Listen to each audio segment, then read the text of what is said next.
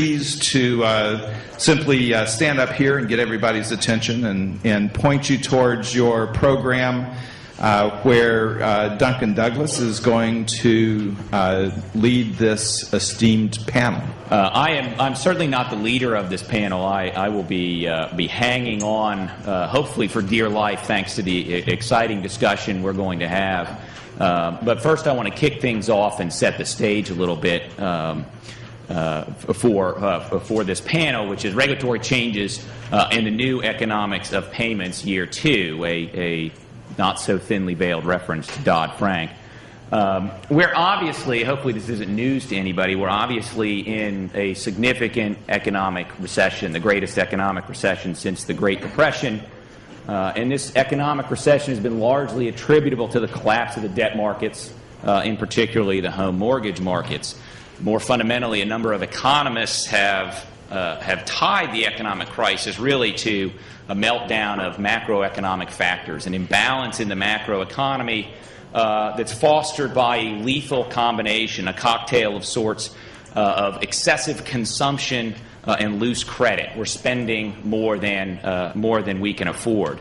So beginning in 2009, as part of the effort to fix some of these ails in the industry, Congress and regulators began efforts to limit external factors perceived as encouraging excessive spending and excessive consumption, particularly that was perceived as taking advantage of consumers through the use of financial products and services. Interestingly, many of these regulations and laws coming out starting in 2009 had a distinctly different flavor than what we were historically seeing in the form of particularly federal financial industry regulation. By way of example, in 2009 we had the Credit Card Act, which historically, as many of you know, retail payments legislation and regulation focused on disclosure. As providers of consumer financial products and services, we were generally allowed to sell whatever product or service we wanted. Regulators were worried about the way we disclosed to consumers what they were getting into. And so there were repeated efforts as the market evolved to enhance and improve the disclosures so the consumers knew what they were getting into. The Card Act kind of first tripped off an experience where Congress and then the Fed, at the direction of Congress, started to delve into not just disclosure about consumer financial products and services, but actually to limit practices, to start to tinker with the economics of the industry. The Card Act, with respect to credit cards, limits APR changes, prohibits fee-based overdraft protection, limits fees on subprime cards, and on and on and on. With respect to prepaid cards and gift cards, it restricts fees and expiration dates. So you're seeing in 2009 that Card Act really kicked off a trend, or the beginning of a trend, towards going at the target behavior as opposed that was perceived as taking advantage of consumers as opposed to requiring disclosure. Then, of course, following on the heels of that, the Federal Reserve Board, much beaten down for the perceived inability or failure, I guess, really, to protect consumers, got into the mix and said, well, we need to amend Regulation E with respect to overdraft protection. And in fact, with respect to ATM transactions and one-time debit transactions, consumers really aren't understanding why they get charged overdraft fees. So in fact, they can only be charged those fees if they opt in. They have to ask you to do it to them. They can't be charged those fees for overdrawing their own accounts. And then, of course, all of this culminated in the Dodd-Frank Act, only a piece of which deals with the regulation of consumer financial products and services, Title X.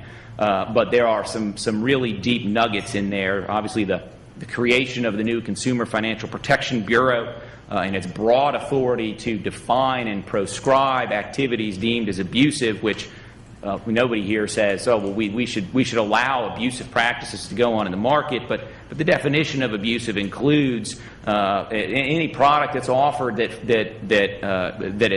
takes unreasonable advantage of a consumer or that interferes with a consumer's ability to understand the product or service, and that's a pretty broad authority. The CFPB is likely to be looking at, and they're obviously just being stood up now, so there's a lot of uncertainty there, likely to be looking at all fee-based sources of revenue in the consumer payment space. The Title X of the Dodd-Frank Act also regulates cross-border remittances.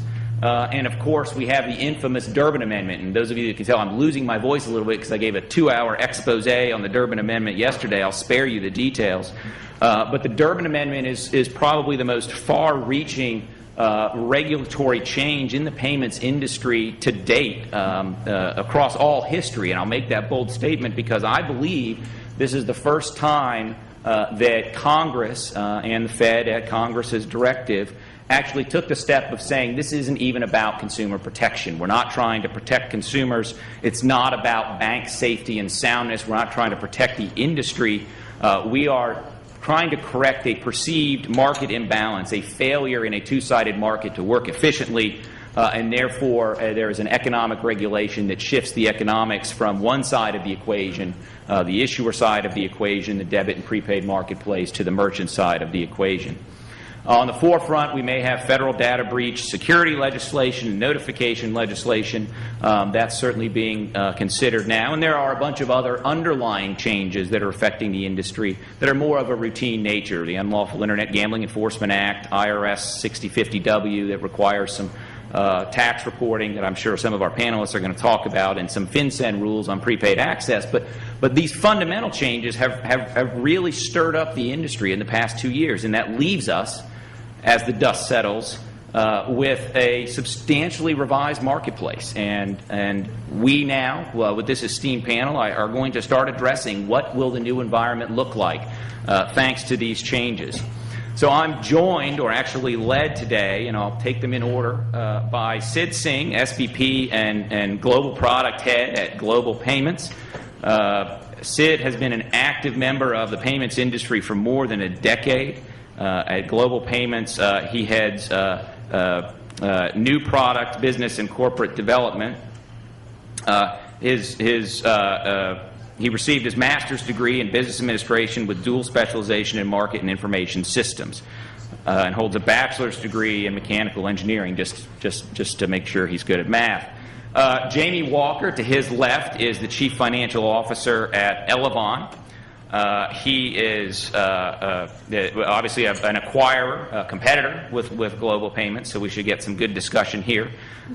His background includes accounting, finance, and corporate development. He's former SVP of financial settlement at Elavon, and he designed and established the financial organization's global shared services model.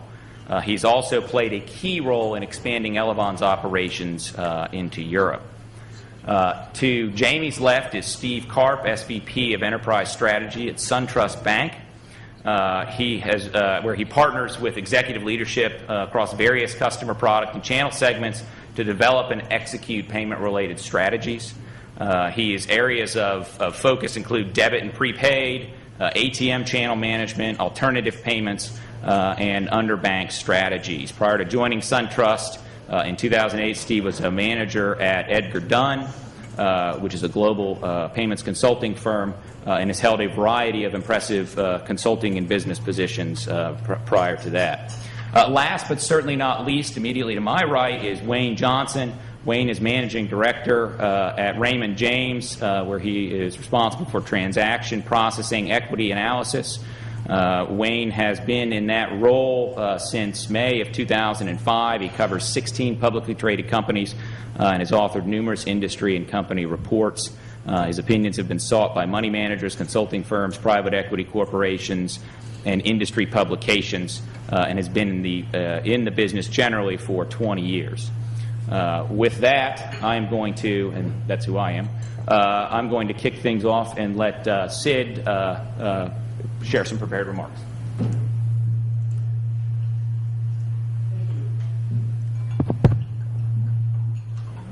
Hopefully there's less feedback now. Very good afternoon to all of you. And my name is Sid Singh, and I look after global product development, not corporate and business development. But I was part of Global's Asia Pacific business for about 5 years, and moved to the United States a couple of years ago. And when I moved here, it was very interesting. The payments industry was moving along at its regular pace. Nothing was revolutionary. Everything was an evolution at that point in time.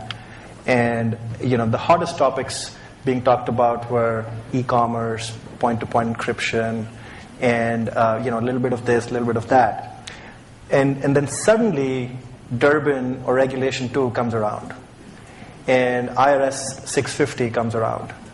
Visa obviously cannot be left behind, and they mandate EMV or chip and pin, or chip and no pin actually, in the US. And obviously there's a lot happening in the payments market, and it's like transitioning from watching black and white cinema to high definition 3D cinema without, of course, the glasses. So it's kind of fuzzy right now, and we don't know what's going to eventually pan out. But what I wanted to do was share with you some of these changes and how they impact us, Global Payments, which is a worldwide merchant acquirer. So to that effect, I have a few slides that I'd like to take you through. And as I shared, we have 4 things that are changing the payments industry's landscape.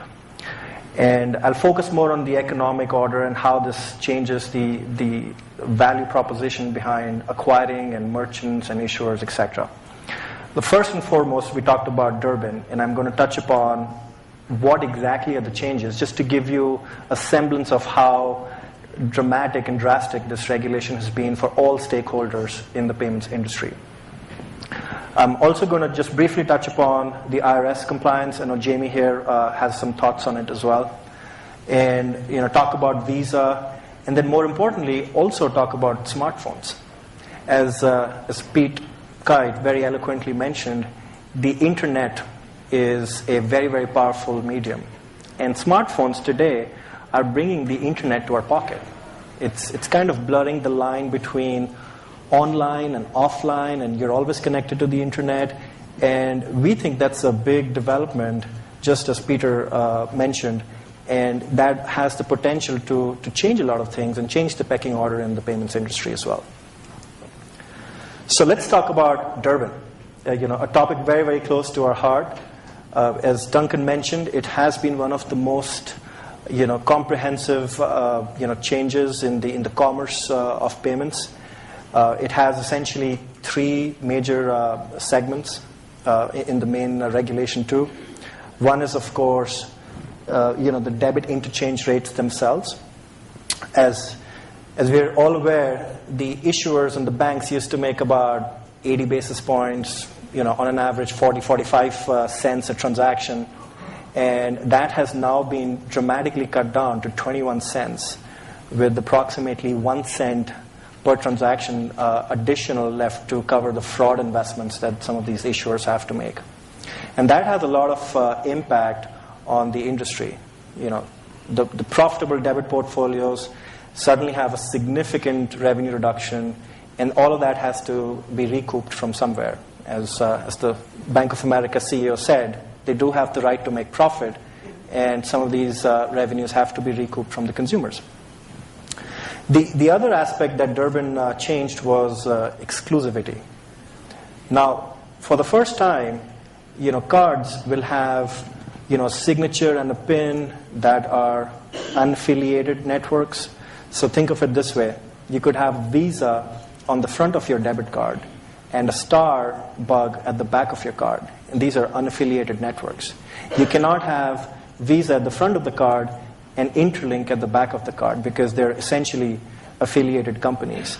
And that presents in itself a lot of routing options to merchants, because from a routing perspective, the merchants had no say whatsoever. If it was an Interlink transaction and PIN was entered at the point of sale, the gateway and the network and the financial institution at the back would decide whether it gets processed as Interlink or any other network. And now the merchants can dictate routing as well. And all of these things have a lot of impact on how banks and networks and processors and merchants as well approach this part of the business. So here's a quick summary of what we think is a list of winners and losers.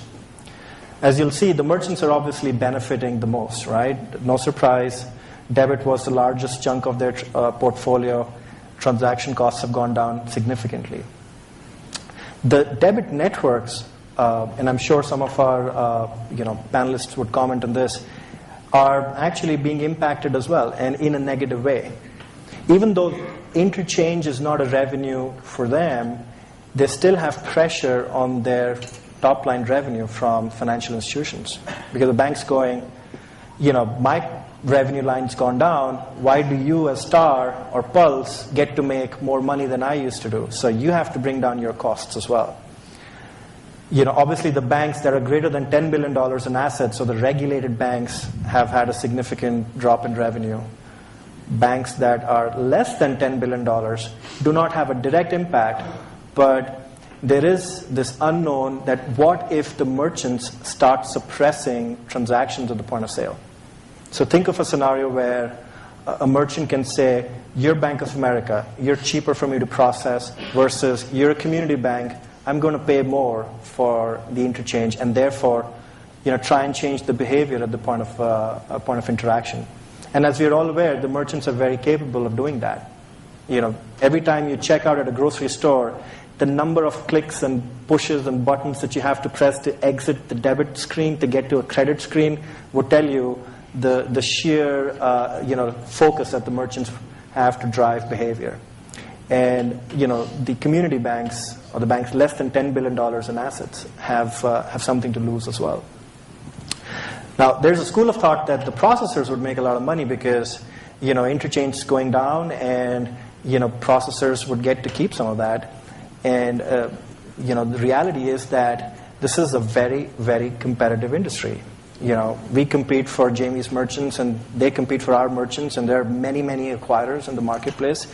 And we believe that eventually the forces of the market will ensure that any benefits, if at all, are transient, and they're all passed on to the merchant.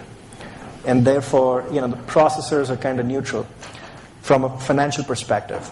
We still have to do a lot of work, in terms of sheer man hours that we have to undertake to comply with some of the regulation mandates.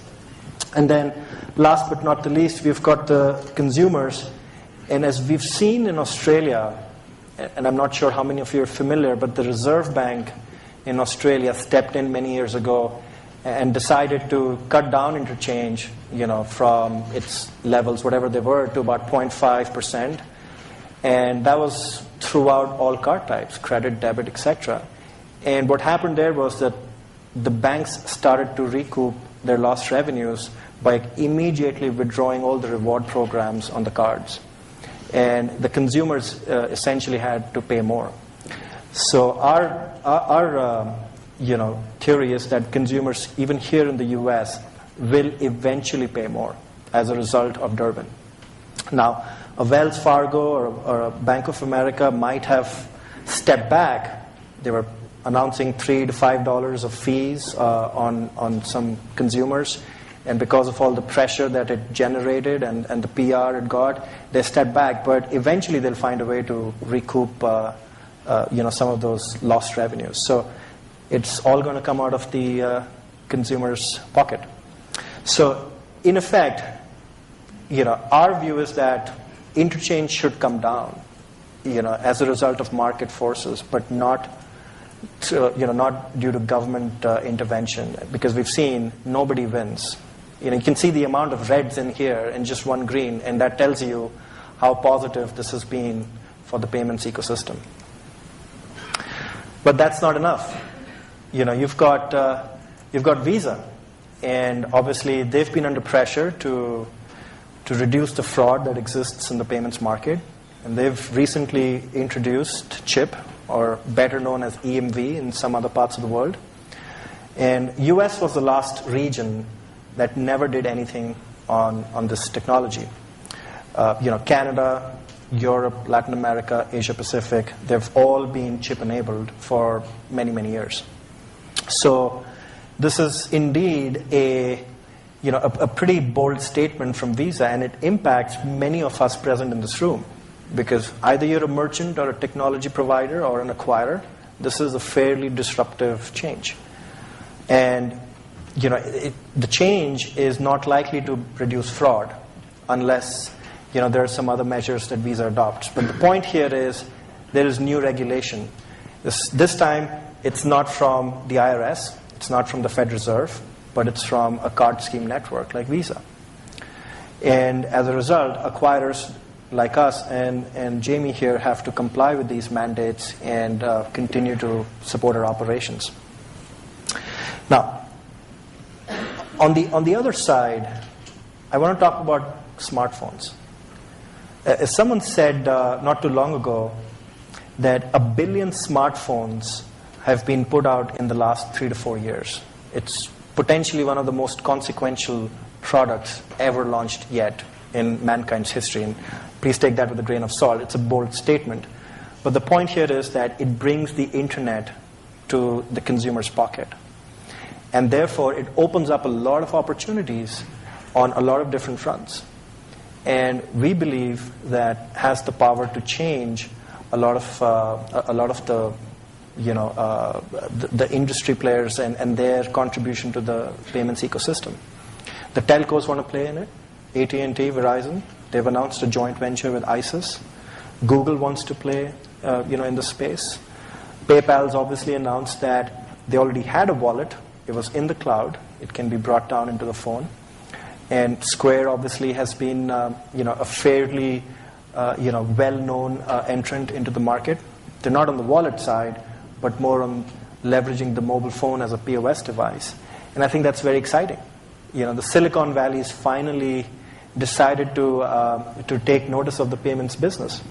And that's why we're now into this realm of unknown where we don't know who wins and what they do to win. But I'm going to use Pete's example here and talk about distribution in a few minutes. So, in summary, and I want to open this panel to Jamie, who's going to be speaking next. In summary, we're talking about a lot of changes happening in the payments ecosystem. Some are being forced upon us. Some are being, followed because there's huge, adjacent revenue potential for companies like Google and PayPal and ISIS, and Square on the West Coast. And I think that just changes how merchant acquirers like us should react and behave and change our thinking to compete in this space. And with that, I would have Jamie speak next. Excellent. Just thank you, Duncan, for moderating, and thank you, FinTech, for having the steering committee for having me here. As Duncan already said, I'm Jamie Walker, CFO at Elavon. I came into this position 3 years ago. I've been with Elavon for about 11 years, but CFO, I came in August of 2008, and if we all look back about what happened in August 2008 in those next 90 days, needless to say, I had wondered what I'd gotten myself into because I'd never been in a position like this.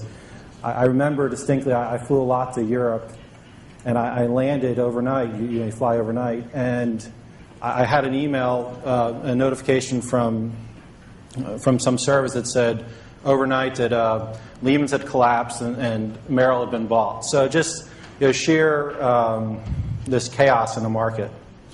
You learn a lot about yourself. You learn a lot about your company through these years. Elavon, many of you may have not heard of Elavon, or hopefully most of you have at this point. We're headquartered here. We have 3,500 employees around the world. We have about 1.2 million merchants around the world, and we do 1.3 billion, a little bit over 1.3 billion in net revenue, and 2.9 billion transactions. So we have a broad perspective about regulation, not only here in the U.S., but we've gotten to see it in Europe, how it's impacted Brazil, how it's impacted even Mexico, and as Sid even mentioned, you see what's happening in Australia. So we have some pretty good experience about how these type of changes impact our industry. In Europe, especially with the limitations of debit, where they limited to 20 cents, how it really eliminated any sort of reward programs and caused actually it really did cause a pretty big shift to debit, and it continues to be one of the stronger products over there. One other thing just to mention about Elavon is, you might not know, we're owned by U.S. Bank Corp, so we have a pretty unique perspective. U.S. Bank, many of you know, is $300 billion asset bank, regional bank. It's in the region. It's about 24 states regionally from a retail perspective, but it's made a unique investment in an international payments company. We've been owned by them for the past 10 years. One other good just fact about Elavon is we're the number one processor in the world as far as processing airline transactions. I guess it would have helped if I was on the right slide. Sorry about that. But there's the slide. Going to the next slide. Sid covered a lot of this. Thanks, Sid, for taking up most of it. But again, Durbin Amendment, it's unprecedented. It set the interchange price, and from an acquirer perspective, it really, as Sid mentioned, it was really at this point it's a neutral impact.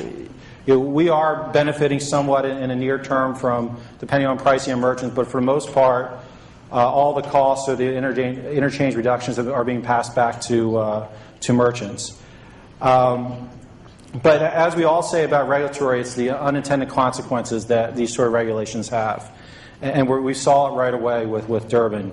Right away, as they fixed the rate around 21, anywhere from 23 cents, depending on the fraud number. Small ticket transactions, an obvious one. No one thought about. Well, actually, small ticket transactions are already priced lower than 21 cents, and immediately the association said, well, that's a cap. We're allowed to raise. We can raise interchange up to 21 cents as well. So immediately they want to help the issuers out because who lost all this revenue from the interchange. They immediately raised the small ticket transactions October 1st, which is going to have a dramatic impact over at least the short term on any sort of small ticket business. You look at a McDonald's, a Burger King. Vendor sales, you see those credit cards. They're not going to accept debit cards anymore just because it's not competitive to pay 20 cents on a debit transaction. Going to the 1099 IRS regulation, I think, again, you're going to hear me talk a lot, and we'll talk a lot about what regulation does, and you hear it in the news all the time, is uncertainty. Regulation is... once you know what it is, you can at least do something with it. But right now, we're in an environment where there's this total uncertainty about what's going to happen both in the banking industry and specifically to the payments industry of how this is going to impact our business. An instance of that is just the other day on the 1099 regulation, we're rolling out. If you guys aren't familiar with what that regulation is, it's essentially all businesses are going to get 1099s from acquirers. It seems pretty basic.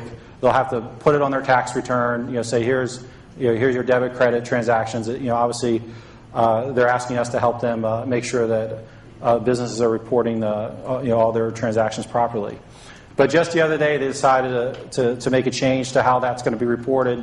This is going live 12/31, and it's going to have significant impact on the value add we were going to bring to merchants from a reporting perspective. So it's something we're having to react to very quickly. So where we thought we were going to deliver significant value to merchants, that may or may not be the case. So it's just that uncertainty that creates with all these new rules that really creates uncertainty not only with payments, but you see it across the economy as people are waiting for the next shoe to drop as far as new regulations. Next slide. Just speaking of uncertainty, truth in the numbers.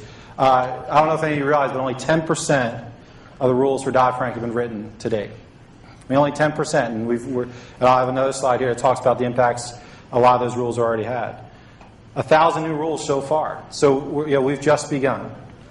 There's going to be 13 new regulatory bottles coming out of Dodd-Frank. Just imagine. There was just an article, I can't remember where I read it, where it talked about, and there's no coordination on how these regulatory bodies are being developed. They're all fighting for the same turf, and what are the cost consequences going to have to not only banks, but payment industries and how they impact their oversight and the costs that we're going to incur with that.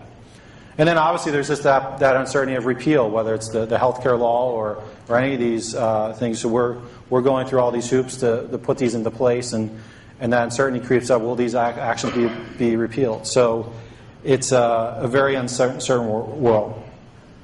I think just anecdotally, if you look at regulatory and I think companies can use regulatory as an excuse of why they can't do things, and I think if we could eliminate the uncertainty, we have to make, someone once said you have to make lemonade out of lemons. It's so true, but with the uncertainty we have right now, it creates you see it with loans, and it's not that banks aren't necessarily giving loans. It's a lot of these companies are very cash rich. They're sitting on it, waiting for everything to settle down.